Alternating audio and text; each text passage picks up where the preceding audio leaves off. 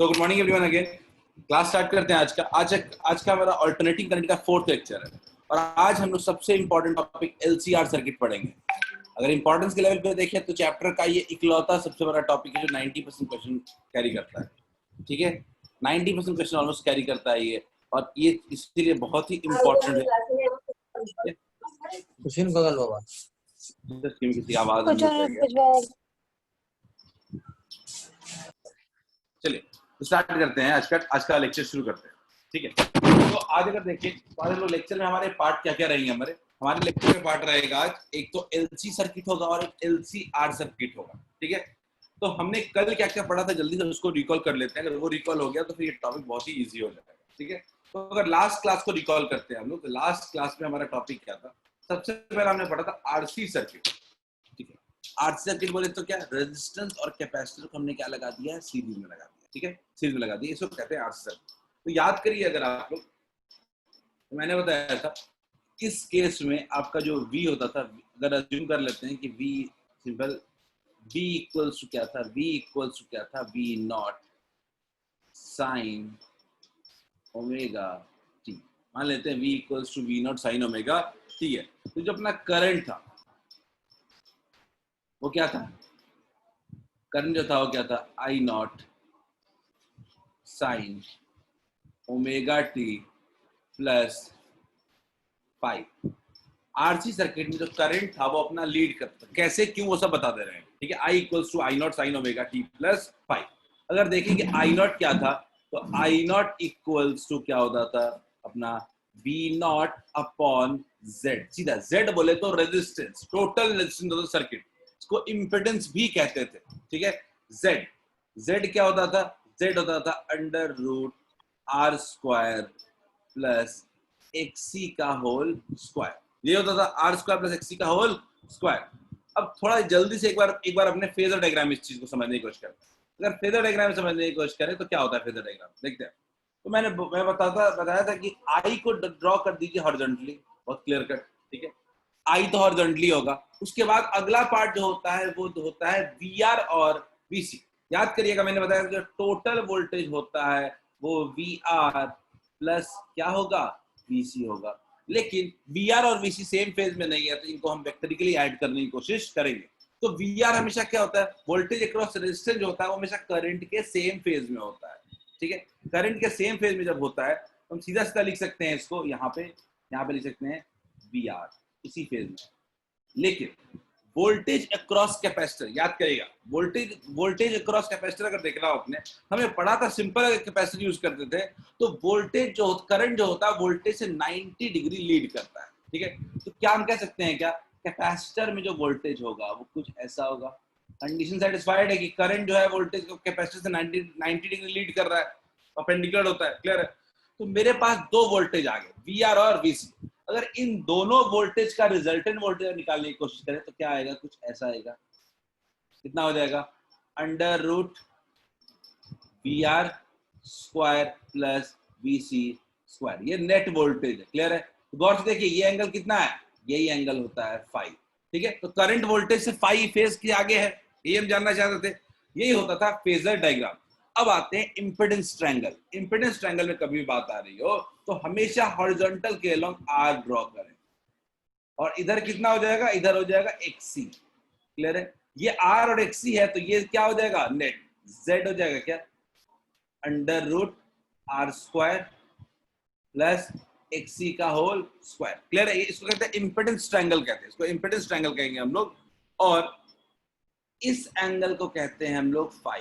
ठीक है, तो इस हिसाब से अगर अपने को फाई कोई पूछ देता है, cos फाई पूछ देगा, तो cos फाई इक्वल्स टू हमेशा क्या होगा, cos फाई इक्वल्स टू होता है R अपॉन Z।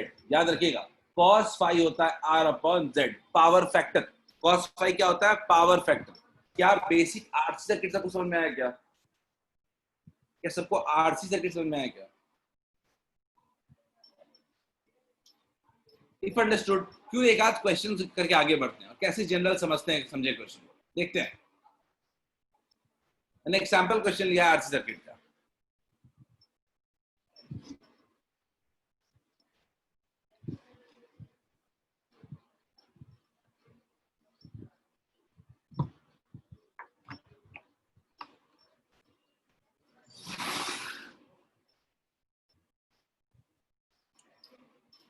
पुराने एग्जाम्स का है किसी का?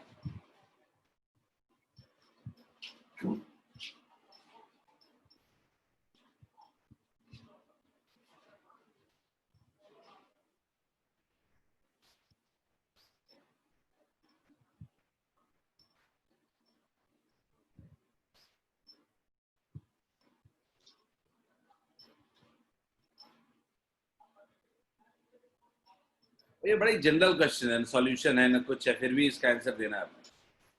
ठीक है, बल्ब लगा है और एक कैपेसिटर लगा है, यानी आर लगा है और सी लगा है। अगर मैं अगर सर्किट की बात करूं तो एक बल्ब लगा है,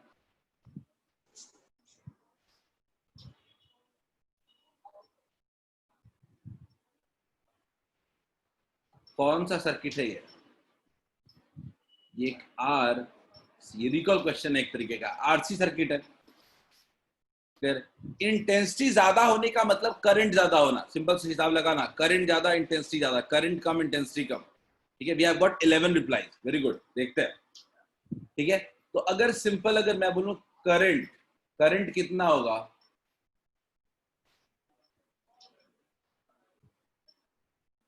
I naught equals to V naught by Z. ठीक है, याद रखिएगा फ्रीक्वेंसी को चेंज करने से क्या चेंज होगा? फ्रीक्वेंसी को चेंज करने से आपका ओमेगा चेंज होगा, ओमेगा के चेंज होने से एक्सी चेंज होगा, और एक्सी के चेंज होने से जेड चेंज होगा। यानी फ्रीक्वेंसी बेसिकली किसको चेंज करेगा? जेड को चेंज करेगा। क्या होता है? आर स्क्वायर प्लस एक्सी का होल स्क्वायर, और एक्सी होता है 1/ओमेगा सी। सीधा हिसाब लगाओ, अगर फ्रीक्वेंसी इंक्रीज करेगा, फ्रीक्वेंसी अगर इंक्रीज करेगा तो अपना ओमेगा भी इंक्रीज करेगा, ओमेगा भी इंक्रीज करेगा फ्रीक्वेंसी के साथ साथ। ओमेगा इंक्रीज, ओमेगा क्या होता है? 2πf। ओमेगा इंक्रीज करेगा तो एक बात होता है कि एक्सी क्या होगा? डिक्रीज कर जाएगा। अगर एक्सी डिक्रीज करेगा तो ऑब्वियसली जेड भी डिक्रीज कर जाएगा, और जेड डिक्रीज कर जाएगा तो करंट क्या हो जाएगा? करंट क्या हो जाएगा? इंक्रीज कर जाएगा। तो हम क्या कह सकते हैं? फ्रीक्वेंसी के इंक्रीज करने की वजह से हमारा करंट इंक्रीज कर रहा है। तो क्या आंसर? आपका आंसर बिल्कुल सही है, bulb will give more intense light. Clear है क्या सबको? Is it clear to all of you? Increase बिल्कुल सही है सर। क्या सबको क्लियर है क्या कि बल्ब जो होगा वो ज्यादा इंटेंसिटी से ग्लो करेगा, क्योंकि उसका जेड भी क्या हो रहा है? डिक्रीज कर रहा है। जेड डिक्रीज कर रहा है तो करंट इंक्रीज कर रहा है, और करंट जितना ज्यादा होता है सर्किट में उतना ही ज्यादा इंटेंसिटी होगी बल्ब की। क्लियर है सबको क्या? बढ़िया, वेरी गुड। ठीक है, तो ये एक आरसी सर्किट का यूज था जनरली। ठीक है, जो हमें दिमाग में रखना है हमेशा। आगे बात करते हैं, आरएल सर्किट की बात करते हैं। इसमें कोई खास दम नहीं है। मैं अगेन लिखता हूं फिर से, V इक्वल्स टू, मैं फिर से लिखता हूं एक सर्किट को पूरा। V इक्वल्स टू हमने क्या लिखते थे यहाँ पे? V not sine omega T.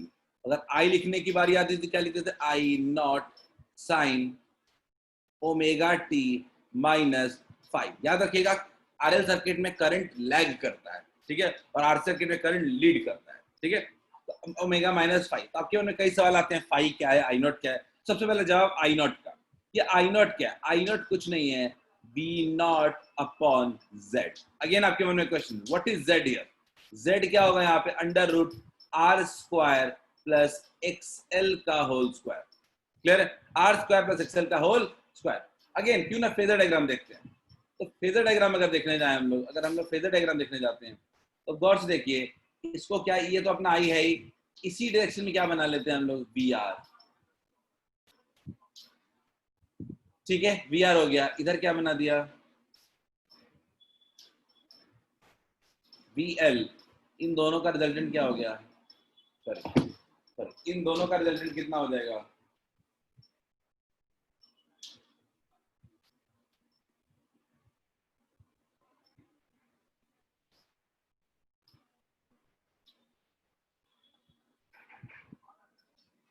यानी जो टोटल वोल्टेज है वो एक्चुअली क्या है?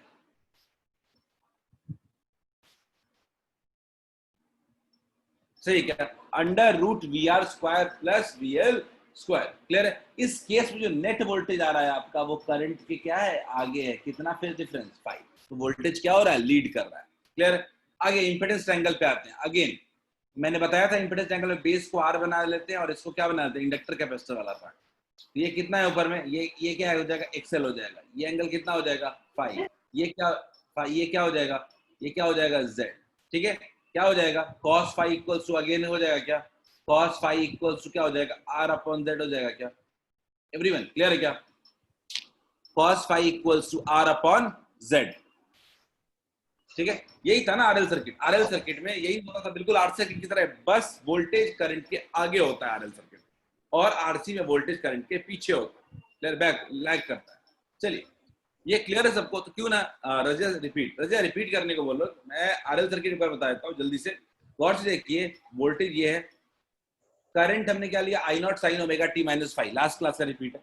आई नॉट क्या होगा, V not upon Z. Z होता है टोटल रेजिस्टेंस या इंपेडेंस ऑफ द सर्किट। ठीक है, जेड को हमने क्या लिखा, under root R square plus XL का होल स्क्वायर। अब बनाया फेजर डायग्राम। फेजर डायग्राम में हॉरिजॉन्टल में वी आर होगा और वर्टिकल में क्या हो जाएगा, वी एल हो जाएगा। क्योंकि हमने पढ़ा था इंडक्टर में वोल्टेज होता है करंट से 90 डिग्री परपेंडिकुलर होता है। ठीक है, फेज में होगा, आउट ऑफ फेज होता है। V इक्वल्स टू हमने क्या निकाला, under root V R square plus V L square. और इंपेडेंस ट्रायंगल तो आप जानते हो कैसे ड्रॉ करते हैं, आर एक्सएल और जेड। बेस वाला आर हो जाएगा, परपेंडिकुलर वाला एक्सएल हो जाएगा, और नेट क्या हो जाएगा, जेड हो जाएगा। ठीक है, क्यों ना एक कुछ क्वेश्चंस करते हैं। चलिए ट्राई करते हैं।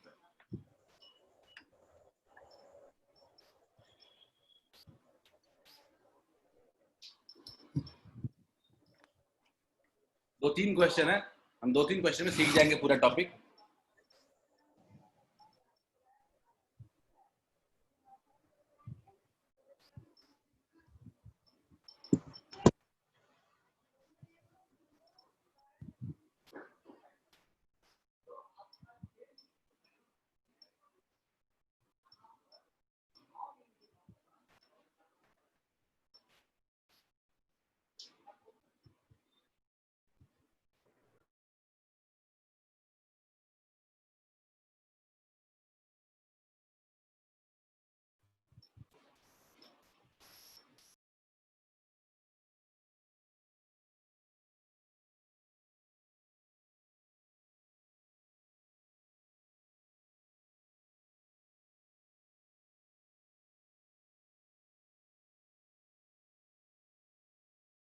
Try this one.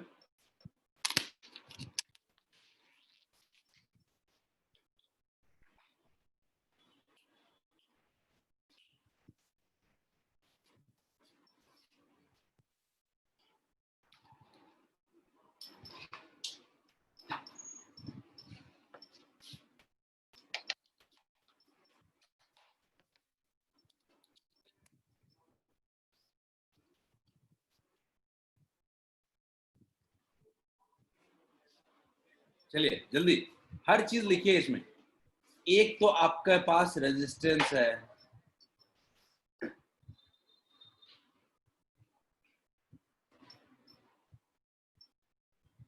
रेजिस्टेंस है आपके पास 88 ओम। एल है आपके पास 0.21 हेनरी।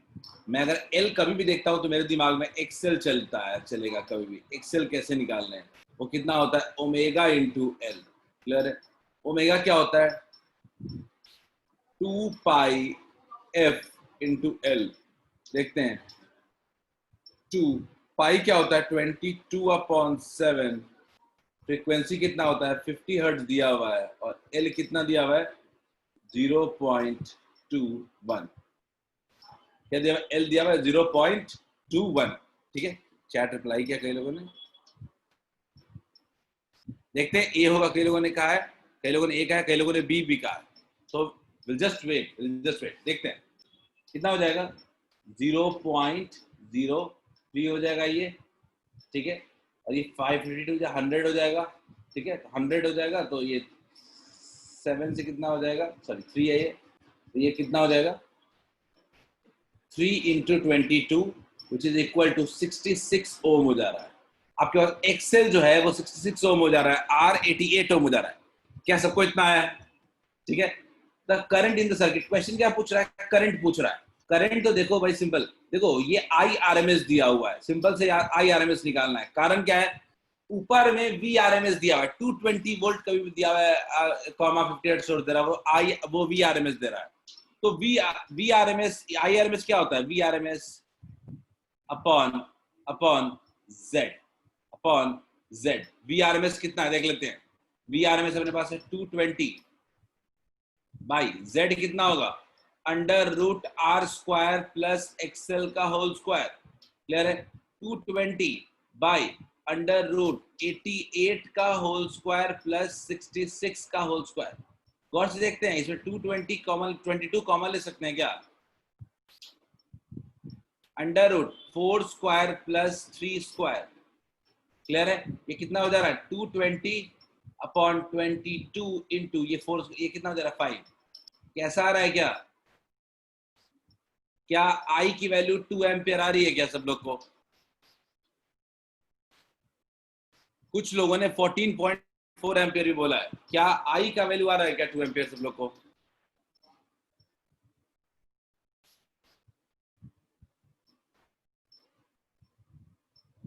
बढ़िया।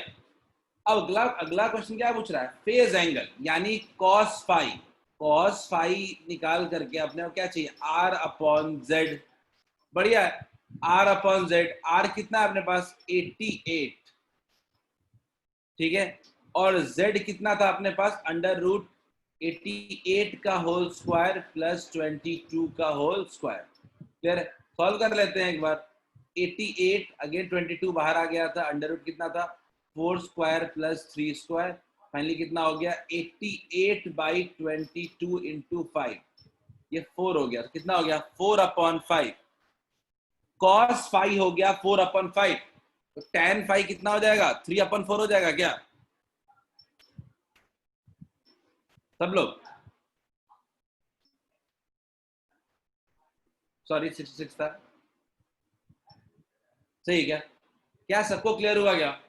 ये तो इम्पिडेंस ट्रायंगल से बना सकते थे ना, इसमें दिमाग क्या लगाना था। ये 88 है, ठीक है, और ये एक्सेल 66 आया, दिमाग क्या लगाना, ये 5 है, tan 5 को 3/4 हो जाएगा, यही होगा correct answer. Correct answer will be A. क्या सबको आया समझ में? Is it clear to all of you? अगर क्लियर है तो क्यों ना एक और क्वेश्चन करते हैं। रूट 22 कॉमन नहीं, स्क्वायर है ना आदित्य स्क्वायर है ना, रूट 22 बाहर तो करेंगे लेकिन स्क्वायर भी तो है, तो पूरा 22 आ जाएगा ना बाहर।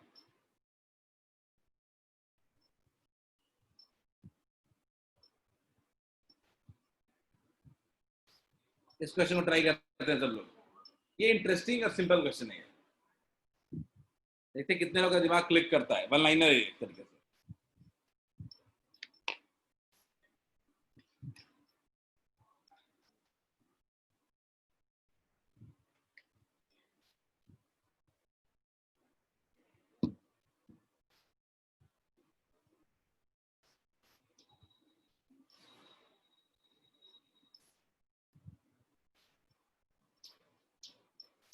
इसको ट्राई करें सब लोग।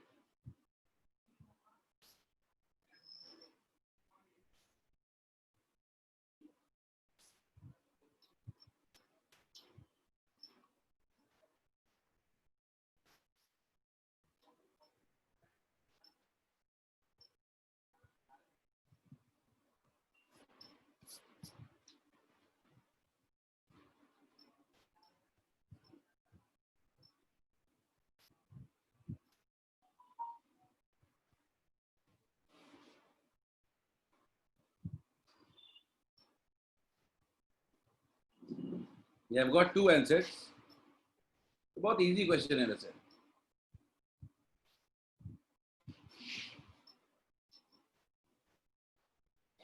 कर लो, इतना कोई आंसर निकालने की कैलकुलेटर की जरूरत है नहीं।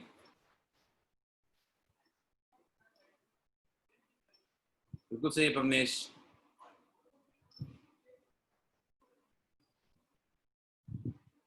गॉट 8 आंसर्स, चलिए जैसे 5 6 7 लोगों ने सही आंसर दिया, वेरी गुड, बिल्कुल सही है। नाम श्रेया बिल्कुल सही है, देखा बिल्कुल सही है।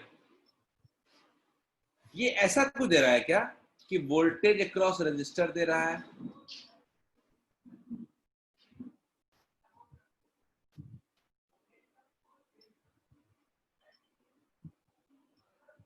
और ये वोल्टेज अक्रॉस इंडक्टर दे रहा है।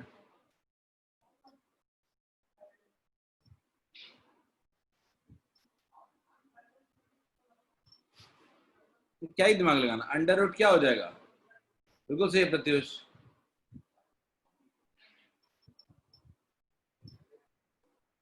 क्या हो जाएगा, ये होगा क्या सब लोग, under root V R square plus V L square हो जाएगा क्या, क्या अंडर रूट 16 स्क्वायर प्लस कितना हो जाएगा 20 का होल स्क्वायर, क्या इतना हो जाएगा क्या, क्या 400 प्लस 256 हो जाएगा क्या, क्या ये अंडर रूट 656 हो जाएगा क्या, क्या ये कुछ 25 के कुछ ज्यादा है क्या, 25.6 वोल्ट होगा क्या, बोलिए क्लियर है सबको, आई थिंक सबको ऑल अक्रॉस सबको क्लियर है। क्वेश्चन में दम नहीं था, सिंपल पोटेंशियल दोनों दिया था, कोई रिजल्टेंट पोटेंशियल निकालना था। ऑब्वियसली हम जानते हैं 90 डिग्री फेज पे होता है, तो बड़े आराम से हम लोग अंडर रूट करके निकाल लेंगे। खैर आगे बढ़ते हैं जल्दी से, सेम क्वेश्चन है। आज बात करने वाले हम लोग एलसी सर्किट के बारे में। याद रखिएगा इस एलसी सर्किट में दो पार्ट है। एलसी सर्किट में होता है एक तो सिंपल सर्किट होता है, दूसरा एलसी का ऑक्सीलेशन होता है। क्लियर है? ऑक्सीलेशन के बारे में थोड़ा हम लोग एनर्जी अपनी बचा के रखेंगे नेक्स्ट क्लास में, जिसमें रेजोनेंस पढ़ेंगे। ठीक है, तो आज हम लोग बात करेंगे सिंपल एक एक्सेल सर्किट, एक एलसी सर्किट। इसमें तो सिंपल से सोच लो कि आपके पास V इक्वल्स टू कितना है, मान लेते हैं कि V इक्वल्स टू क्या आपके पास V not sine omega T है। अब करंट कैसा है थोड़ा ये समझना है अगर अपने को, क्यों ना आते हैं फेजर डायग्राम पे। फेजर डायग्राम पे देखते हैं, तो फेजर डायग्राम में सबको क्लियर है कि आई तो अपना क्या हो जाएगा, ऐसे ही हो जाएगा, और बना लिया। ठीक, आई तो बना लिया। ठीक है, अब आई बन चुका है, तो अपना वीसी किधर होता था, याद करिए वीसी किधर होता था क्या,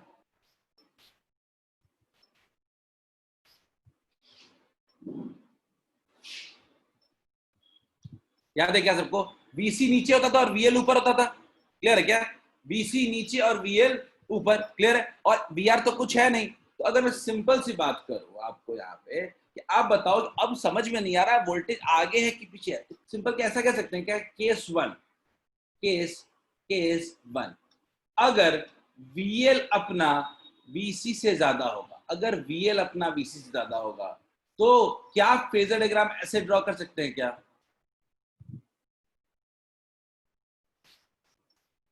VL माइनस VC, सब लोग बताइए क्या लिख सकते हैं क्या, VL माइनस VC क्या होगा, इस केस में आपका वोल्टेज करंट से आगे होगा, यानी करंट वोल्टेज से क्या होगा, पीछे होगा। यानी फाई एक्चुअली में कितना हो जाएगा, अगर मैं I इक्वल टू बात करूं तो क्या लिखूंगा, I not sine omega T minus phi. क्या क्लियर है क्या सब लोग, is it clear to all of you. क्या मैं अगर केस टू लिख दूं, जिस केस में आपका VL जो है वो VC से कम है, क्या उस केस में फेजर डायग्राम ऐसा बनेगा क्या, जिस केस में VC माइनस क्या होगा, VL होगा। अगेन कितने डिग्री के फेज डिफरेंस पे है, ये फाई लिखने की जरूरत नहीं थी अपने को क्या लिखने की जरूरत थी यहाँ पे 90। क्लियर है क्या, यहाँ पे करंट 90 डिग्री पीछे है, लेकिन इस केस में अगर आई लिखेंगे तो क्या लिखेंगे, I not sine omega T plus pi by 2। क्या समझ में आ रहा है सबको, क्या सबको समझ में आया है क्या, मैंने बताया आपको कि VL और आर, जब हम बात करते हैं LC सर्किट की, तो LC सर्किट में VL और VC एक आउट 180 डिग्री पे एक दूसरे से है। तो अगर VL VC से बड़ा होगा तो नेट वोल्टेज ऊपर की तरफ होगा, और अगर VC VL से बड़ा होगा तो नेट वोल्टेज क्या होगा, नीचे की तरफ होगा। तो सिंपल वोल्टेज लीड करेगा या करंट लीड करेगा डिसाइड करने के लिए हमें चाहिए होता है VL और VC। तो अगर इसको थोड़ा और समझे हम लोग समझाने की कोशिश करें, तो अगर आपका VL VC से बड़ा है, मतलब कि क्या है, XL भी XC से बड़ा है, और इस केस में क्या है, XL XC से छोटा है। क्लियर है क्या, तो XL से भी इसको हम लोग कंपेयर कर सकते हैं। अगर मैं इस सर्किट का आपको पूछूं, एक एक करके आते हैं, अगर मैं आपसे बात करूं इसका इंपेडेंस बताने के लिए Z, तो Z कितना होगा, Z बेसिकली क्या होगा, मॉड लगा दो XL माइनस XC, जो भी हो, XL माइनस XL हो या XC माइनस XL हो, लेकिन ये Z क्या होगा, ये होगा आपका total resistance of the circuit. Clear है? इसका यूनिट भी क्या होगा? बिल्कुल ओम होगा। क्लियर है सबको? XL minus XC. ठीक है, अगर कोई आपसे पूछता है कि इंपेडेंस ट्रायंगल बताओ, तो याद रखिएगा ये वाला तो अपना क्या हो गया है? 0 है। ये वाला अपना क्या है? 0 है। और ये कितना है? XL minus XC. आप भी जानते हो अगर यहाँ से tan फाई मेजर करें तो फाई कितना हो जाएगा अपना? 90 डिग्री हो जाएगा, या कह सकते हो और पाई बाई 2 कह सकते हो। क्लियर है क्या? और गौर से अगर देखो तो वी आर अपना एक्चुअली में क्या है? वी आर तो 0 है, और इधर कितना होगा? वी एल माइनस वीसी, और ये एंगल कितना है? 5। तो 0 हो गया। अगर बेस 0 हो गया तो tan theta equal to perpendicular by base, base 0 हो गया तो ये एंगल कितना हो जाएगा? 90 डिग्री हो जाएगा क्या? बोलिए, क्लियर है क्या?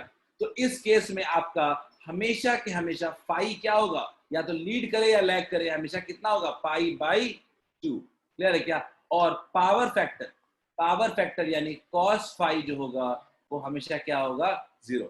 यानी इस केस में कोई भी एनर्जी का लॉस नहीं होता है। अगर आप पावर की बात करते हैं तो पावर का कोई भी लॉस नहीं होता है, और पावर का कोई लॉस नहीं होने की वजह से हम कहते हैं कि जो एनर्जी होता है वो इंडक्टर और कैपेसिटर के बीच कंजर्व्ड होता है, और वो एनर्जी क्या करता है? ऑक्सीलेट करता है, कभी कैपेसिटर में और कभी इंडक्टर में। इसके बारे में हम लोग एलसी ऑक्सीलेशन डिटेल में पढ़ेंगे। क्लियर है? एलसी ऑक्सीलेशन कहते हैं उसको। तो एक बात तो क्लियर हो गई यहाँ पे अपने को, एलसी सर्किट की बात करते हैं तो इस केस में अपना जो पावर फैक्टर है, पावर फैक्टर जो है यानी कॉस फाई, वो क्या है? 0 है। और पावर, एवरेज पावर जो है अपना, वो भी क्या है? 0। एवरेज पावर बेसिकली क्या शो करता है? Power dissipated. पावर कोई भी डिसिपेट नहीं हो रहा है, लॉस हो रहा है, इसलिए क्या है? Average power is 0।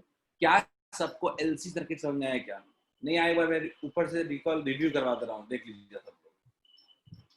आपके मन में एक सवाल आ रहा होगा, सर आप सब कुछ बताए लेकिन एक चीज नहीं बताए कि जब VLVC के इक्वल होगा तब क्या होगा।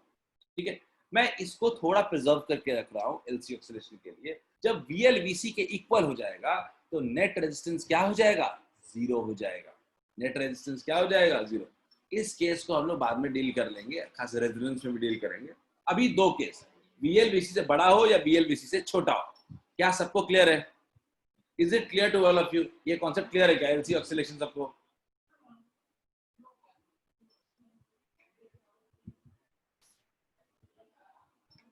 देखो ये क्लियर है, इसमें न्यूमेरिकल्स बहुत ज्यादा नहीं बनते हैं, न्यूमेरिकल्स बनेगा एलसीआर सर्किट से। ठीक है, उसको देखेंगे अभी। चलो देखते आगे बढ़ते। देख रहा है काफी लोग सोए हुए हो। चलिए अपने फेवरेट टॉपिक एलसीआर सर्किट पे आते हैं। एनसीईआरटी में गौर से देखते हो, इंपेडेंस ट्रायंगल आदित्य राज एक बार फिर से बता दीजिए। देखो आदित्य, देखो सिंपल ट्रायंगल देख रहे हो आदित्य। मैं बोल रहा हूँ ट्रायंगल में बेस 0 हो जाए और परपेंडिकुलर कुछ भी हो तो tan थीटा इक्वल टू कितना होगा? p/0 infinity. कितने डिग्री पे इंफिनिटी मिलता है आदित्य? 90 पे मिलता है क्या आदित्य? क्या 90 पे इंफिनिटी मिलता था क्या?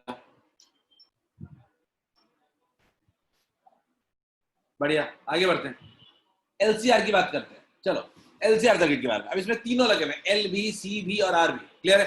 कोई काम नहीं करना है, सिर्फ और सिर्फ फेजर डायग्राम बनाने हैं अपने को। ठीक है, तो देखते हैं।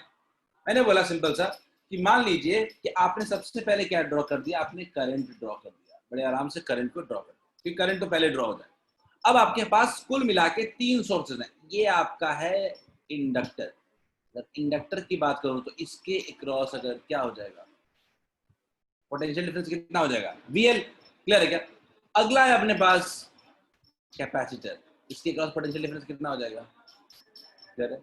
और ये आपका हो गया रेजिस्टर, इसके क्रॉस कितना हो गया? LCR। तीनों। तो हम एक बात तो जानते हैं कि net voltage V equals to क्या होता है? VL plus BC plus VR। ठीक है, इन वेक्टर फॉर्म। क्लियर है? V इक्वल्स टू क्या होता था? V not sine omega t। Clear है? तो क्यों ना फेजर डायग्राम पे ड्रॉ करते हैं। फेजर डायग्राम तो सबसे पहला तो आंख बंद करके क्या ड्रॉ हो जाता है? VR। पोटेंशियल अक्रॉस R क्या होता है? करंट के सेम फेज में होता है। क्लियर है? तो VR ड्रॉ कर दिया। VR हो गया। अगला क्या है अपने पास? अगला, अच्छा VLVC VR होता क्या है? अगर ये भी जानना है तो लिख लो सीधा सीधा। VL कितना होता है? I into XL। बीसी कितना होता है आई इंटू एक्सी बीसी, और वी आर कितना होता है आई इंटू आर। क्लियर है? ये बहुत सिंपल सा नोटेशन। वी आर ड्रॉ कर दिया हमने, वीएल किधर ड्रॉ होता है, वीएल आपका ड्रॉ होता है हमेशा क्या होता है ऊपर, और नीचे क्या ड्रॉ होता है बी सी। क्लियर है क्या? फेजर डायग्राम हो गया। तो अगर इस फेजर डायग्राम के हिसाब से, इस फेजर डायग्राम के हिसाब से अगर आपको चाहिए, ठीक है, इस फेजर डायग्राम के हिसाब से अगर हमको ड्रॉ करना है तो इसके कई सारे केसेस हो सकते हैं। ठीक है, उन केसेस को एक एक करके हम लोग स्टडी करते हैं और देखते हैं। ठीक है, हमने केस 1 क्या लिया, ठीक है, अगेन मैं ड्रॉ कर रहा हूं। हमने अभी तक ड्रॉ किया कि एलसीआर सर्किट में हालत क्या होती है, ये आपका करंट आई होता है, ये आपका करंट क्या होता है आई होता है, ये आपका क्या होता है वी आर होता है, ये आपका क्या होता है वी एल होता है, और ये क्या होता है आपका वी सी होता है। तो हमने क्या माना कि मान लीजिए कि अगर आपका वी एक्सी एक्सएल से बड़ा है, इसका मतलब कि आपका वीसी भी क्या है वीएल से बड़ा है। वीसी आपका अगर वीएल से बड़ा है तो क्या इन दोनों का नेट ले सकते हैं क्या? इन दोनों का नेट ले सकते हैं क्या? कैसे ले सकते हैं? कैसे ले सकते हैं क्या? ये आई है, ये अपना वी आर है, और ये क्या है अपना V C minus V L है। बोलिए क्लियर है क्या? दो VC minus VL, VL minus VC नहीं, हमने बोला है कि एक्सी एक्सएल से बड़ा है तो वीसी भी वीएल से बड़ा है। तो अब वीसी वीएल से बड़ा है तो वीसी माइनस वीएल हो गया, तो इनका नेट रिजल्टेंट कितना हो जाएगा? क्या हम कह सकते हैं क्या net resultant will be equal to under root V R का whole square plus VC minus VL का होल स्क्वायर। क्या सबको ये बात क्लियर है क्या? क्या सबको ये समझ में आ रहा है क्या? मैं नेट वोल्टेज निकालना चाहता हूँ, 3 वेक्टर्स का सम करना है, 3 वेक्टर्स में 2 वेक्टर एक ही ऑपोजिट डायरेक्शन में है, तो उनका नेट निकाल लेते हैं। कितना हो गया वीसी माइनस वीएल, क्योंकि वीसी वीएल से बड़ा है तो नेट वोल्टेज क्या हो जाएगा नीचे की तरफ हो जाएगा दोनों का। क्लियर है? तो V equals to under root क्या हो गया वी आर स्क्वायर प्लस, अब वी आर वी के जगह ना आई पुट कर दो। ठीक है, आई आर पुट कर दो, तो याद रखना टोटल वोल्टेज है, तो टोटल वोल्टेज क्या लिख सकते हैं आई इंटू जेड लिख सकते हैं। क्या लिख सकते हैं? अंडर रूट आई आर का whole square plus I XC का whole square, I XC minus I XL का होल स्क्वायर। क्लियर? सब में आई आई कैंसिल कर देते तो जेड क्या बचा? जेड बचा under root R square plus XC minus XL का होल स्क्वायर। क्लियर है क्या? एक्सी माइनस एक्सएल का होल स्क्वायर। क्या सबको इतना समझ में आ रहा है क्या?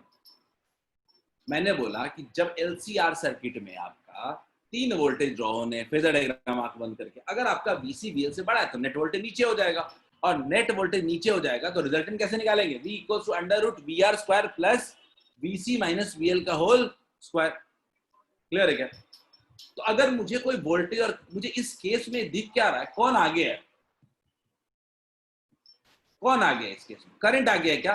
Current leads the voltage. इस केस में करंट जो हो रहा है वोल्टेज को लीड कर रहा है, तो मैं आई इक्वल टू बड़े आराम से लिख सकता हूं I not sine omega T plus phi. अब ये फाई कितना है इसको निकालने के लिए अपने पास इंपेडेंस ट्रायंगल है, देखते हैं कैसे। ये फाई है, क्लियर है? ये बेस जो है वो आर है, ठीक है, और ये क्या होता है? ये होता है आपका एक्सएल एक्सी का फैक्टर। कितना है? ये आपका है एक्सी माइनस एक्सएल, याद रखिएगा ये आपका है एक्सी माइनस एक्सएल। फिर रिजल्टेंट कितना हो जाएगा इधर का? जेड। बोलिए क्लियर क्या? अगर कोई आपसे इंपेडेंस ट्रायंगल से पूछे कि फाई कॉस फाई बताओ, तो कॉस फाई बड़े आराम से बता सकते हो, कॉस फाई इक्वल टू कितना होगा आर अपॉन जेड। क्या क्लियर है सबको? Is it clear to all of you? Z ही तो निकालना है हर केस में, जेड और फाई निकालना है। जेड मतलब टोटल रेजिस्टेंस, आपको करंट निकल जाएगा, और फाई बोले तो फेज डिफरेंस। कॉस फाई का वैल्यू तो बिल्कुल ही फिक्स होता है, cos phi equals to R upon Z. ठीक है, खैर क्यों ना एक और केस लेते हैं। सब लोग देखो इसको, समझ इस बार इसमें जेड में तो आई बाहरी है ना निकेत, ठीक है, जेड में तो आई बाहरी है, ठीक है। खैर इस केस में समझ लो, अगर दिक्कत है तो इस केस में क्लियर हो जाना चाहिए। अब इस बार मैं बोल रहा हूं कि एक्सेल जो है ना वो एक्सी से बड़ा है, ठीक है। एक्सएल एक्सी से बड़ा है। यानी हम कह सकते हैं क्या कि इस केस में आपका ये जो आपका एक्सएल हो या वीएल हो, ये क्या है, वीएल है, ये क्या है आपका वीसी है, ये क्या है आपका वीआर है, और ये आपका क्या है करंट। फिर तो अगर आपको क्या है कि वीएल वीसी से बड़ा है तो बड़ा सिंपल सा कर्व बनेगा, ये क्या हो जाएगा वीआर हो जाएगा, और ऊपर में कितना हो जाएगा VL माइनस VC। क्लियर है? तो नेट वोल्टेज फिर से अगेन ऐसे हो गया, V हो गया। तो अगर मैं V लिखूं तो क्या लिख सकता हूं, under root R square, sorry एक सेकेंड, वोल्टेज क्या लिख रहा हूं मैं, V equals to under root VR square plus VL minus VC का होल स्क्वायर। और अगर इसको Z के फॉर्म में लिखें तो Z इक्वल्स टू क्या, under root R square plus XL minus XC का होल स्क्वायर। गौर से देखिएगा, इस केस में वोल्टेज जो है वो करंट से आगे है, यानी वोल्टेज लीड्स द करंट इस केस में। ठीक है, इस केस में वोल्टेज करंट के आगे है, तो क्या लिखेंगे, voltage leads the current. Impedance triangle देखो, R लिखा हुआ है, ये क्या लिखा हुआ है, ये R है, ये एंगल कितना है, पाई है, और ये कितना है, XL माइनस XC। क्लियर है क्या, ये क्या है अपना Z। बोलिए सॉल्व हो जाएगा। cos phi equals to again कितना हो गया, R upon Z। Impedance triangle और फेजर डायग्राम, सिर्फ ये दो चीजें याद रहेंगी, आपको कभी भी दिक्कत नहीं आएगी। क्या क्लियर है सबको?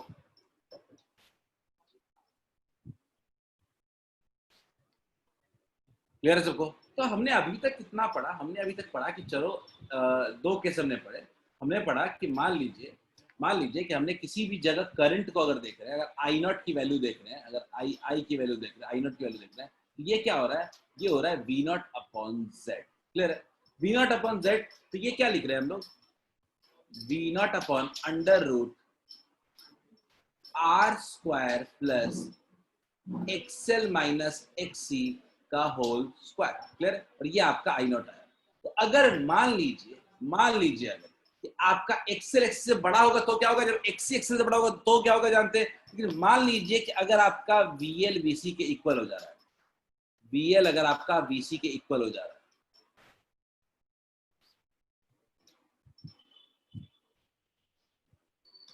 मान लीजिए वीएल वीसी के इक्वल हो जा रहा है, तो क्या अगर मान लीजिए वीएल अगर वीसी के इक्वल हो गया, इसका साफ मतलब है कि आपका एक्सएल भी एक्सी के इक्वल हो जाएगा। तो ये फैक्टर पूरी तरीके से कैंसिल हो जाएगा, तो क्या बचेगा, I naught equals to V not upon R. Clear है क्या, I naught equals to V not upon R. याद रखिएगा, ये जो मैं लास्ट में लिख रहा हूं आपको, ठीक है, इसके बारे में हम बाद में बात करेंगे। इस कंडीशन को कहते हैं रेजोनेंस कंडीशन। क्यों कहते हैं, क्या कहते हैं, सब बाद में बात करेंगे। इस कंडीशन को कहते हैं रेजोनेंस कंडीशन। क्यों रेजोनेंस कहते हैं, क्योंकि ऐसा हमने सिचुएशन ला दिया जब एक्सेल जो हो जा रहा है वो क्या हो जा रहा है, एक्सी के इक्वल हो जा रहा है। एक्सेल एक्सी के जब इक्वल हो जाए, इस कंडीशन को कहते हैं कि हमें मैक्सिमम करंट ऑब्टेन हो रहा है। देख लो, अगर आपका Z है, ये इस वक्त Z क्या मिल रहा है, आपका मिनिमम मिल रहा है, और करंट क्या मिल रहा है, मैक्सिमम मिल रहा है। That's why this condition is called resonance condition. इसके बारे में पूरा एक लेक्चर नेक्स्ट डे बात करेंगे हम लोग। कुछ खास दम नहीं है इस टॉपिक में, अगले दिन इसको पूरे चैप्टर खत्म करना है, ठीक है। तो आई नॉट इक्वल्स टू क्या है, वी नॉट अपॉन आर।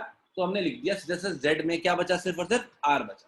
अगर इसका इंपेडेंस ट्रायंगल बनाने को कोई कहे हमें, तो क्या बनाऊंगा, मैं लिखूंगा R तो लिखूंगा मैं, और ये एक्सएल माइनस एक्सी जो इधर होता था, ये कितना हो गया, 0 हो गया। तो cos फाइव की वैल्यू भी कितनी हो जाएगी, cos फाइव की वैल्यू भी कितनी हो गई, 0। cos फाइव की वैल्यू 0 हो गई, तो सॉरी cos फाइव की वैल्यू कह रहा हूँ, ठीक है। cos फाइव का वैल्यू अपना कितना हो गया, बेस सॉरी मैं गलत लिख रहा हूँ, ठीक है। यहाँ पे फाइव का वैल्यू कितना हो गया, फाइव का वैल्यू अगर निकालना हो तो फाइव का वैल्यू अपने पास कितना हो गया, फाइव का वैल्यू 0 हो गया, फाइव का वैल्यू कितना हो गया, 0, फाइव का वैल्यू कितना हो गया, 0। तो cos फाइव का वैल्यू कितना हो गया, बोले क्लियर है क्या सबको, is it fine. Maximum power भी ऑब्टेन हो जाएगा इस केस में, इस केस में अपने को मैक्सिमम पावर ऑब्टेन हो जाएगा। क्लियर, क्यों ना आगे देख लेते हैं एक बार। पावर फैक्टर के लिए तो दिमाग नहीं लगाना, cos फाइव की वैल्यू हमेशा क्या होती है, इसको हमेशा क्या देखते हैं, R अपॉन Z लेते हैं, ठीक है। R अपने को पता है, R अपने को पता है, और Z अपने को पता है क्या होता है, under root R square plus XL minus XC का होल स्क्वायर। क्लियर है? ये cos फाई हो गया। एवरेज पावर क्या होता है? P average. पी एवरेज क्या होता है? V R M S I R M S cos phi. क्या क्लियर है सबको? This was end of the basic numericals part. अब सिर्फ 2-4 क्वेश्चंस करेंगे और अपन एलसीआर सर्किट को समझने की कोशिश करेंगे। एलसीआर सर्किट समझ में आ गया, टॉपिक खत्म, अगले दिन रेजोनेंस पढ़ा के चैप्टर खत्म कर दूंगा। ठीक है, चलिए देखते हैं। Let's start with one question. Let's start with this question. सब लोग इन छोटे छोटे क्वेश्चन से शुरू करते हैं, तभी टॉपिक क्लियर होगा। इसमें न्यूमेरिकल्स आएंगे ही आएंगे।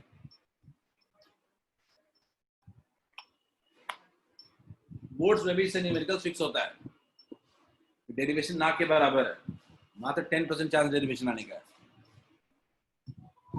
और एनसीईआरटी के अकॉर्डिंग अगर आप देखें तो ये एलसीआर सर्किट ही एक है, एलआर आरसी और एलसी सर्किट नहीं होता है। उसको बिना पढ़े आप इसको नहीं पढ़ सकते हो। तीनों चीजें दी गई आपको, आरएमएस वैल्यू दिया गया, फ्रीक्वेंसी दिया गया, find the RMS current in the circuit.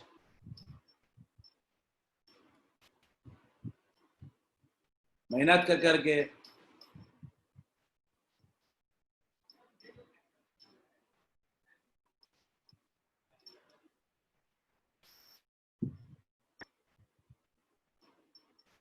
मैं इस क्वेश्चन में क्या करूंगा, मैं इस क्वेश्चन में लिखूंगा, सारे फैक्टर्स को लिख देता हूं।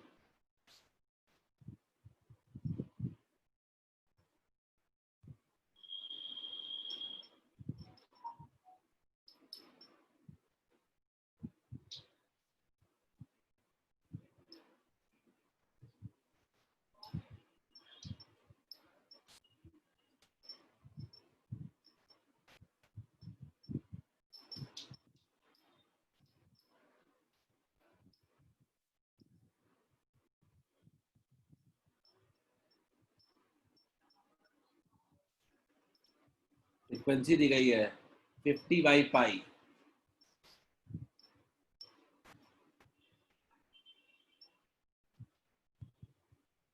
एल दिया गया है 1।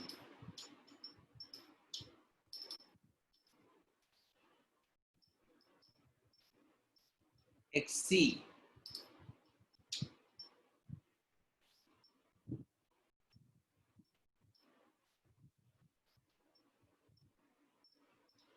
One by two pi F into C.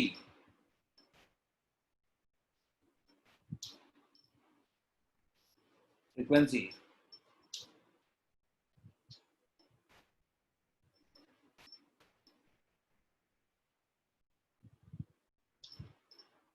C 20 into 10 to the power -6।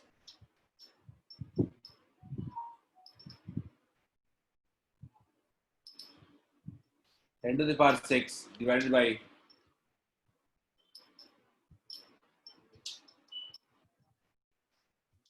20, यानी 10 to the power 4 by 20, या कह सकते हैं 10 to the power 3 by 2।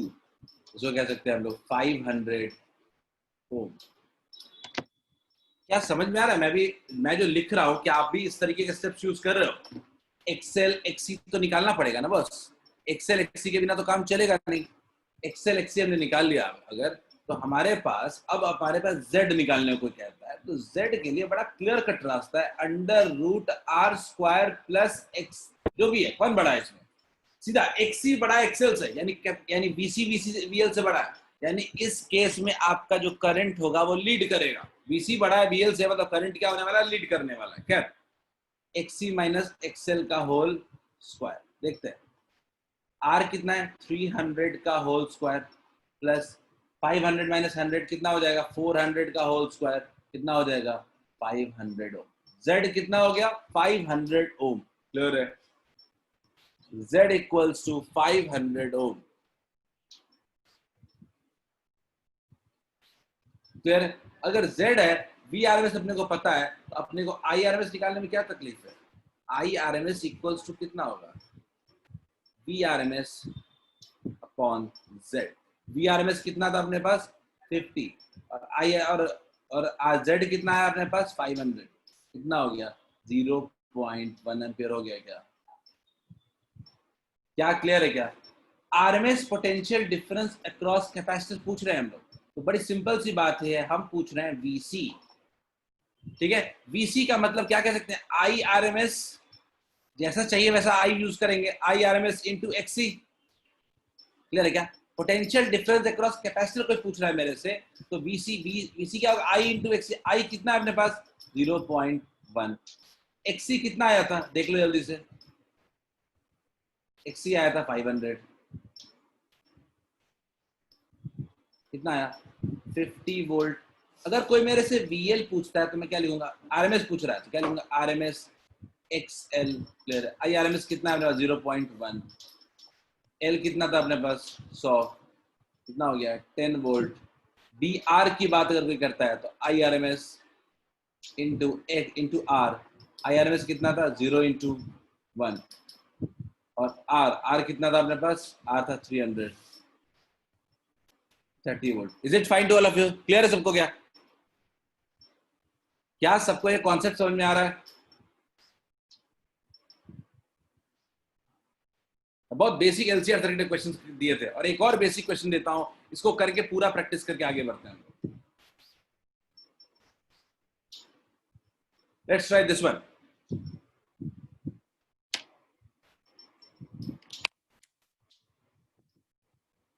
देखिए टाइम लगेगा ही, प्रैक्टिस अभी तो नहीं हुई है ना, प्रैक्टिस अगर ज्यादा होगा तो टाइम कम लगने लगेगा।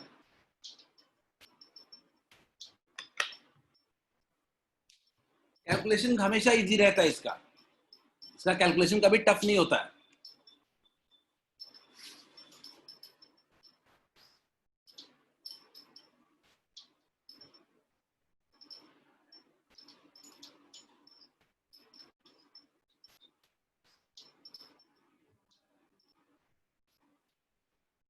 कुछ तो कैलकुलेशन में इजी कर ही देगा आपको। जस्ट होप ये जल्दी बन जाएगा।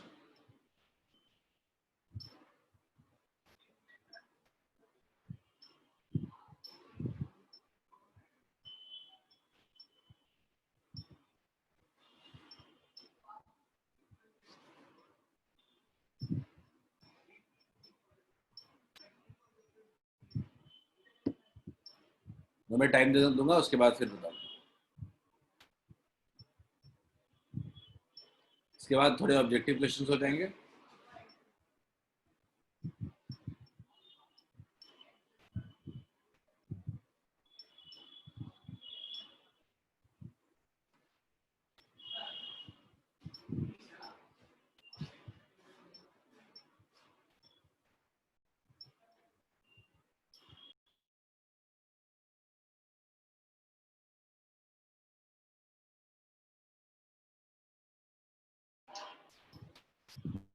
या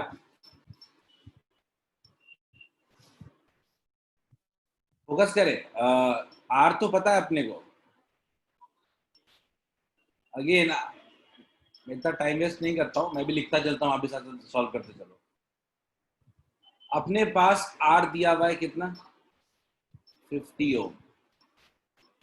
अपने पास एक्सेल निकालना है अपने को, क्वेश्चन में सब कुछ एक्सेल निकालना है। Omega into L. क्लियर है? देखते हैं ओमेगा इंटू एल, देखते हैं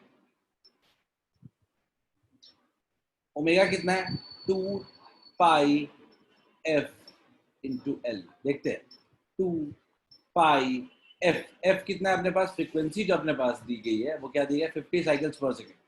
ठीक है, 50 साइकिल्स पर सेकेंड यानी फ्रीक्वेंसी 50। ठीक है, 50 हो जाएगा। एल एल कितना दिया हुआ है अपने पास, 40 बाई, सॉरी एल दिया हुआ है 3/5, सॉरी एल दिया हुआ है 3/पाई। क्लियर है? पाई और पाई कैंसिल हो गया, ये कितना हो गया, 300 ओम हो गया। ठीक है, अगर बात एक्सी की करते हैं तो एक्सी कितना हो गया, 1/ओमेगा इंटू सी। यही कैलकुलेशन करना है थोड़ा सा, 1/2 पाई एफ इंटू सी। क्लियर? 10⁻⁻, अब देखते हैं 1/2 पाई एफ, फ्रीक्वेंसी कितना है, 40/पाई इंटू 10⁻⁻�6। फ्रीक्वेंसी सॉरी कह रहा हूँ, सी है। और फ्रीक्वेंसी कितना है अपने पास, फ्रीक्वेंसी अपने पास है 50। क्लियर है? तो कितना हो गया, पाई और पाई कैंसिल हो गया, कितना हो गया 10⁶ ऊपर चला गया, ठीक है। 40 इंटू 10⁻², 50 इंटू 2 क्या हो जाएगा, 100 हो जाएगा। 40 इंटू 10⁻², क्लियर है? तो 10 कितना हो गया, 4 हो गया। तो ये एक्चुअली कितना हो गया 10⁻3/4, यानी कितना हो गया 250 ओम। क्लियर है? आर दिया हुआ है 50 ओम और एक्सएल एक्सी दिया हुआ है, तो आपको जेड निकालना है। जेड कितना होता है, √r² plus XL minus XC का होल स्क्वायर। क्लियर है? ये कितना है, √r² कितना है, आर कितना है, आर आपके पास 50 का होल स्क्वायर प्लस 250 माइनस 200 कितना हो गया 50 का अगेन होल स्क्वायर, कितना हो गया 50√2। क्लियर है क्या, आ रहा है क्या सबको? 50√2। Z जो होगा वो क्या होगा 50√2 ओम। क्लियर है? आगे बात करते हैं potential difference across inductor and condenser. ये कोई बड़ी चीज नहीं थी, अपने को Z पता है तो अपने को IRMS निकालने में कोई दिक्कत नहीं होनी चाहिए। IRMS कितना होना चाहिए, I कितना होना चाहिए, जो भी वोल्टेज दिया हुआ है, RMS वोल्टेज दिया हुआ है तो अपने आप करंट भी क्या निकलेगा, RMS निकलेगा, V/Z, यानी कितना हो गया 200/50√2, क्या हो गया 4, कितना हो गया 2√2 आया क्या, 2√2 एम्पियर आया क्या। तो अगर मैं पोटेंशियल डिफरेंस अक्रॉस इंडक्टर की बात करूं तो क्या लिखूंगा, I इंटू एक्सएल, कितना हो गया 2√2 इंटू एक्सएल कितना दिया हुआ है, आया है एक्सएल आया है अपने पास 300,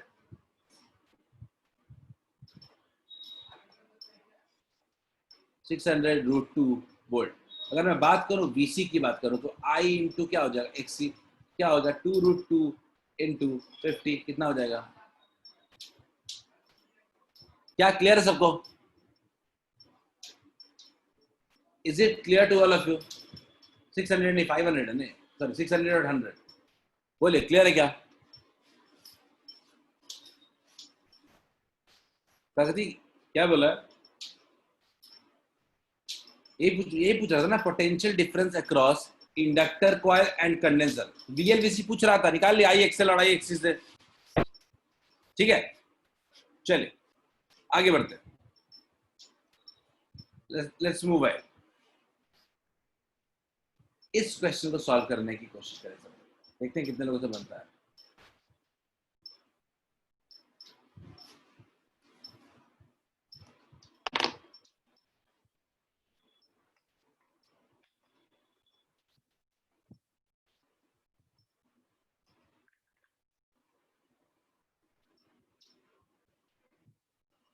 एक सेकंड, प्रगति ने तो भेजा, अनिकेत ने भेजा।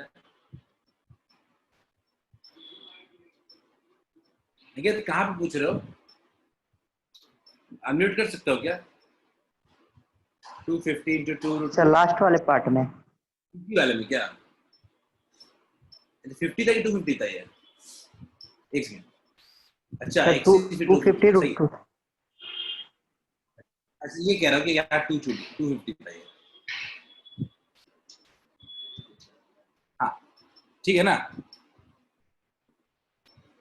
चलिए आगे बढ़ते हैं। Try this question, interesting question है, मजेदार क्वेश्चन है, ट्राई करते हैं, सबसे बनना चाहिए।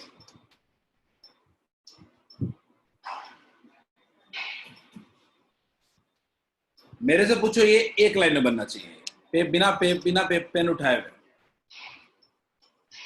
खैर आप ट्राई करो, don't feel pressure to solve quickly, आप उसको सॉल्व करने की कोशिश करो।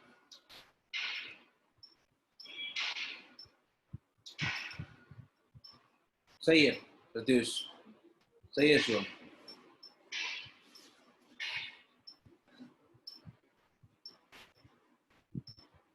बिल्कुल सही है।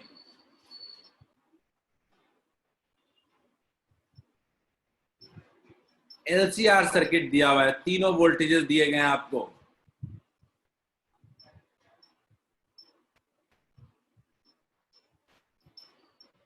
बिल्कुल सही है प्रगति।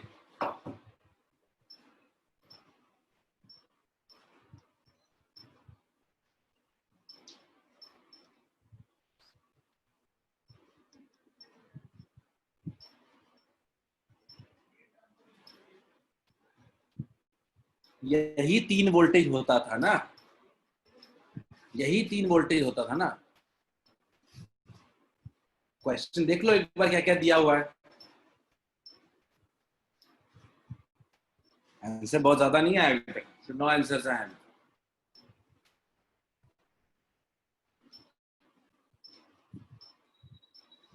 Reply fast.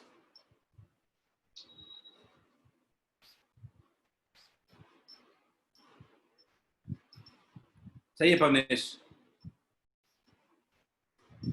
ठीक, वीएल कितना दे रहा है और वीसी कितना दे रहा है? ये दोनों इक्वल ऑपोजिट है क्या? दोनों इक्वल एंड ऑपोजिट है क्या? वीएल वीसी कैंसिल कर देगा क्या? फिर बचेगा क्या? नेट वोल्टेज क्या बचा? V R. तो ये 100 वोल्ट है तो इसके अक्रॉस भी कितना हो जाएगा? 100 वोल्ट। क्लियर है क्या? अब वी आर अगर 100 है, अगर तो आई इंटू क्या होता है? R equals to 100। तो आर, आई अगर आर पता है 50 तो आई कितना हो जाना है? 2 एम्पियर। क्लियर है? तो इस हिसाब से तो ए और सी दोनों हो सकता है। इस हिसाब से तो ए और सी दोनों हो सकता है, तो हमने लिख दिया। चलो 2 एम्पियर हुआ करंट। अच्छा करंट 2 एम्पियर है, क्वेश्चन पूछ रहा है वोल्टेज। अच्छा 100 वोल्ट भी तो निकाला है हमने 100 वोल्ट भी निकाल रखा है ना। वोल्टेज अक्रॉस रेजिस्टर कितना है? B. Voltage across resistor 100 volt आया और करंट कितना आया? 2 एम्पियर है। A is the correct answer. Clear है सबको? क्या सबको क्लियर है ये? Majority of you are not replying.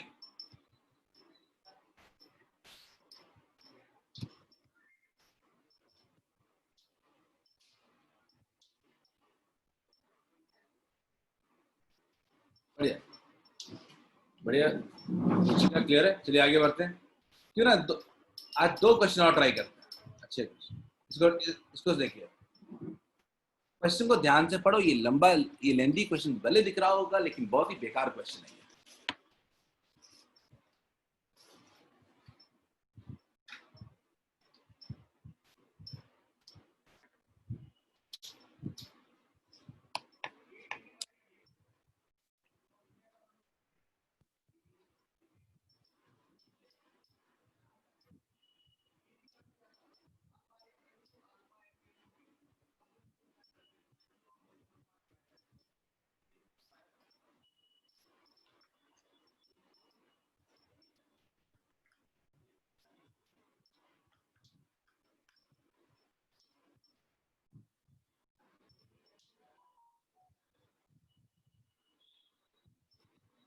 हम लोग क्वेश्चन को पढ़े।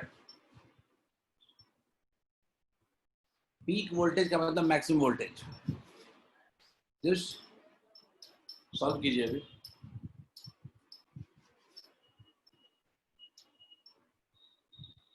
देखते हैं ना।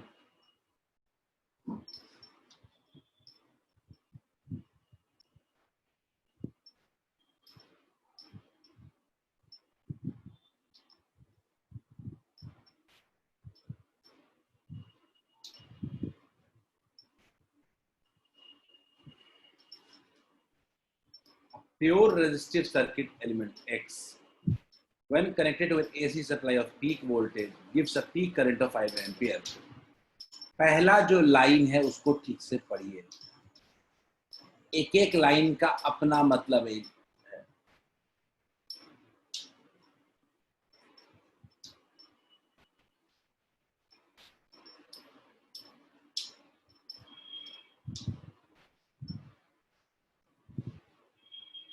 क्वेश्चन एक्चुअली एलसीआर का नहीं है।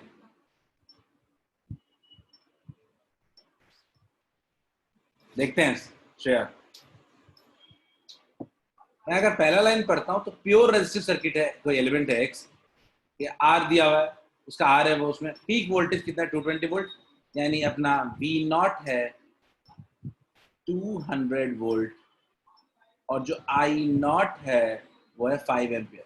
इससे एक बात तो क्लियर हो गई, आर कितना होगा? V not upon I not. पहले केस में, केस 1 में सिर्फ रेजिस्टेंस लगाया जाए तो V not upon I not कितना हो जाएगा? 40 ओम हो जाएगा। ये केस 1 पार्ट हो गया।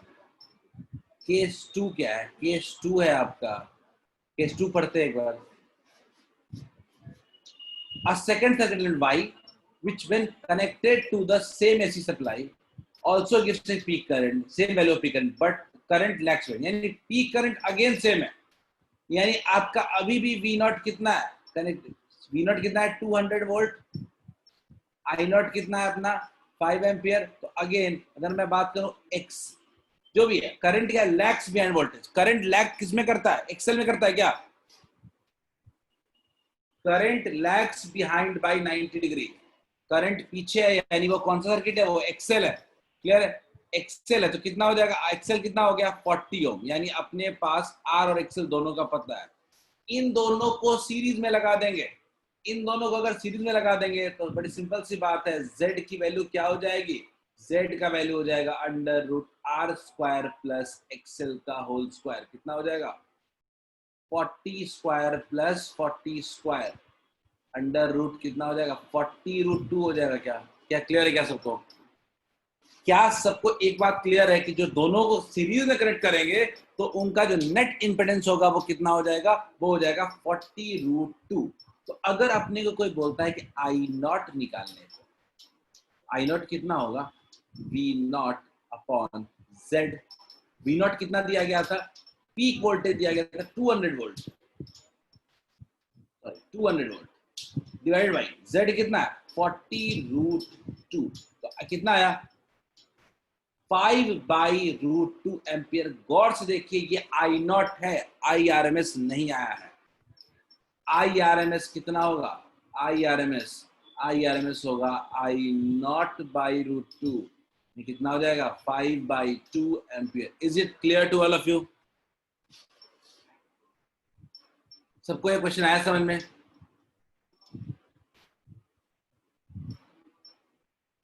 पहला लाइन और दूसरा लाइन आपको हिंट कर रहा था कि आप आर और एक्सेल निकालिए, ठीक है, वो निकाल चुके हैं, तो जेड निकालना अपने लिए बड़ा ही आसान था, ठीक है, जेड क्या होता है अंडर रूट एक्सेल का होल स्क्वायर, एक्सी होता है Z equal to under root XC का होल स्क्वायर हो जाता है, under root R square plus XC का होल स्क्वायर हो जाता है, ठीक है।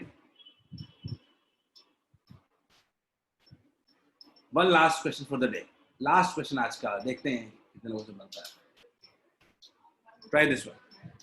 यही सब क्वेश्चन पूछे जा सकते हैं, स्ट्रेट फॉरवर्ड क्वेश्चन तो चलो बनता ही है, लेकिन ये सब क्वेश्चन के ज्यादा चांस है, हर लाइन को पढ़ें।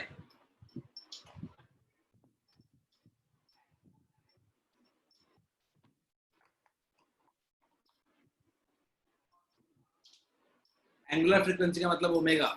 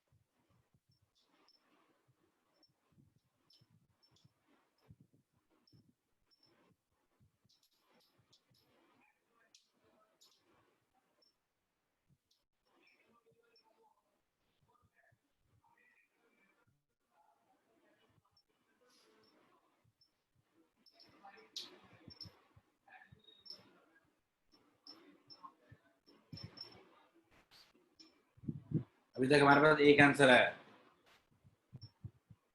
LCR circuit. क्वेश्चन को पढ़े, एक एक लाइन में कुछ ना कुछ मिलेगा।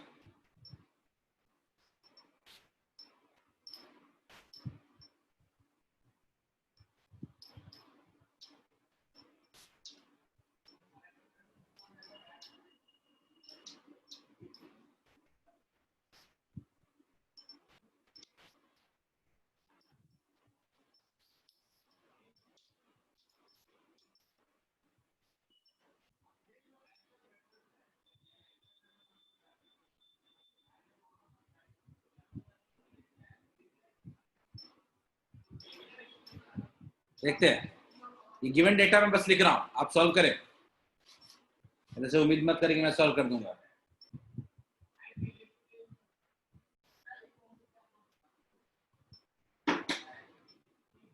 क्वेश्चन बोल रहा है कि जब कैपेसिटर को रिमूव कर जाते हैं,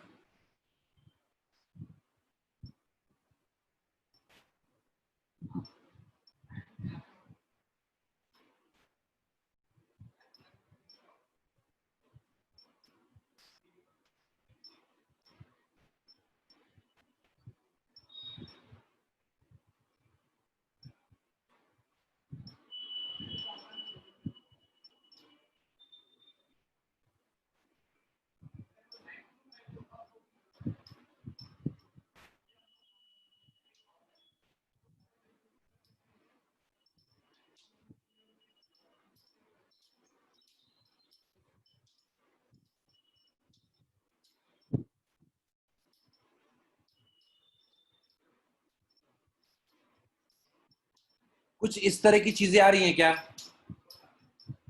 क्या सबको एक जब सी रिमूव हो जाएगा तो एक्सेल आर बचेगा और फेज डिफरेंस कितना है 60 डिग्री का, तो एक्सेल आर दिख रहा है तो अपने को सीधा सीधा क्या लगाना है, अपने को लगाना है आर, पता है एक्सेल निकालना है, तो क्या tan 60 इक्वल्स टू कितना हो जाएगा, tan 60 इक्वल्स टू हो जाएगा एक्सएल अपॉन आर। तो क्या मैं लिख सकता हूं XL equals to R into tan 60, XL equals to R into tan 60 कितना होगा, आर कितना है अपने पास, आर है 100 और tan 60 की वैल्यू कितनी है √3। एंड सिमिलरली अगर देखें इस ट्रायंगल में तो अगेन 60 डिग्री का फेज डिफरेंस है, तो tan 60 इक्वल्स टू क्या लिख सकते हैं, एक्सी अपॉन आर लिख सकते हैं क्या, अगेन एक्सी इक्वल्स टू कितना हो गया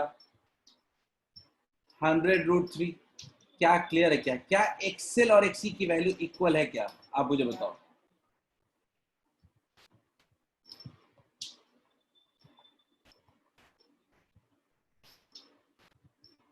क्या सबको समझ में आ रहा है क्या, एक्सेल और एक्सी की वैल्यू इक्वल आ रही है क्या, एक्सेल और एक्सी दोनों हमने निकाली अलग, ठीक है।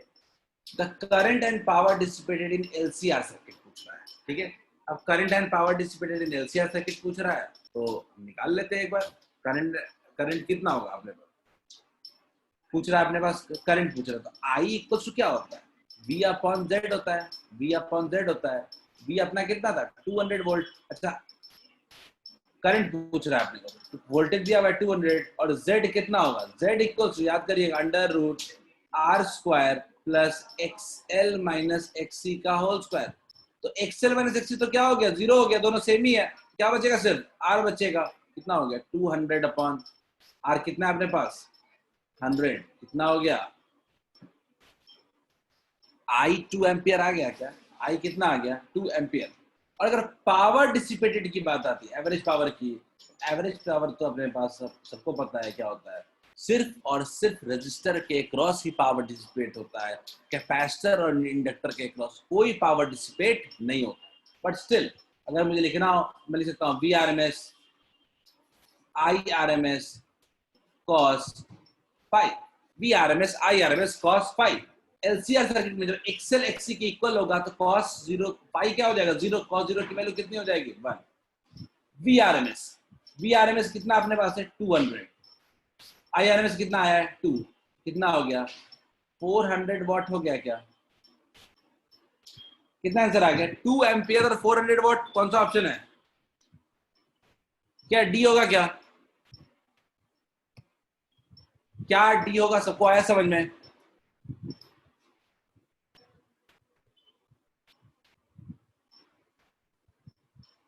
तो एक्सेल इक्वल टू 0 होगा तो इस केस में अपना 5 ही क्या हो जाएगा, 5 इस केस में एलसीआर सर्किट में कितना हो जाएगा, एलसीआर सर्किट में z इतना और 5 कितना हो जाएगा 0 डिग्री। क्लियर है, वही यूज किया हो। अदिति ने कहा एक बार और बता दिया, अदिति मैं फिर से कह रहा हूँ, अदिति क्वेश्चन को पढ़ते हैं।